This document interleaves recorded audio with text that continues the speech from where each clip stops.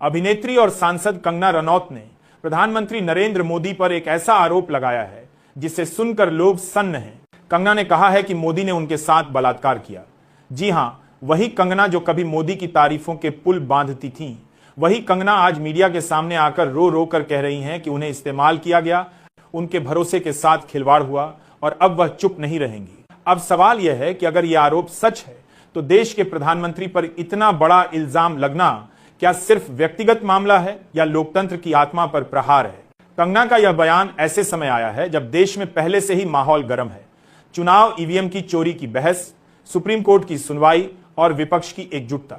इस बीच प्रधानमंत्री पर ऐसा आरोप आना सिर्फ राजनीति का मसला नहीं रह जाता, बल्कि यह नैतिकता और सत्ता की सच्चाई पर सीधा सवाल है।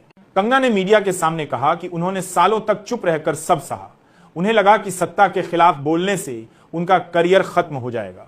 उन्हें कहा गया कि अगर वह बोलेंगी तो उनके खिलाफ केस होंगे, एजेंसियां पीछे पड़ जाएंगी। लेकिन अब वह डर के साए से बाहर निकल आई हैं। सोचिए, जिस कंगना को आप सोशल मीडिया पर मोदी की सबसे बड़ी समर्थक मानते थे, वही कंगना अब कह रही हैं कि उनके साथ धोखा हुआ, अत्याचार हुआ। मुद्दा सिर्फ कंगना और मोदी का नहीं है।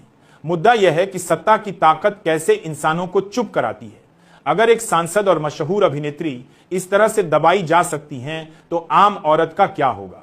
प्रधानमंत्री कार्यालय ने इस पूरे मामले पर चुप्पी साध ली है। न खंडन, न कोई बयान। भाजपा के प्रवक्ता कैमरे के सामने आकर वही पुराना जुमला दोहरा रहे हैं, ये विपक्ष की साजिश है, ये पीएम की छवि खराब करने की कोशिश है। लेकिन जनता पूछ रही है, क्या हर सवाल, हर आरोप विपक्ष की साजिश है? क्या प्रधानमंत्री के ऊपर बलात्कार जैसा गंभीर आरोप लगने के बाद सिर्फ एक लाइन में बात खत्म हो जाएगी? कंगना की बातों से एक और बड़ा पहलू सामने आता है। उन्होंने कहा कि उन्हें बार बार इस बात का डर दिखाया गया कि वह अगर आवाज उठाएंगी तो उनका करियर खत्म कर दिया जाएगा। सोचिए, जिस कंगना को राष्ट्रीय पुरस्कार मिले, जिन्हें सरकार ने देशभक्त अभिनेत्री का तमगा दिया, उसी कंगना की हालत यह थी कि वह सच बोलने से डर रही थी। ये वही सत्ता है दोस्तों, जो हर सवाल को दबाने के लिए तैयार बैठी रहती है।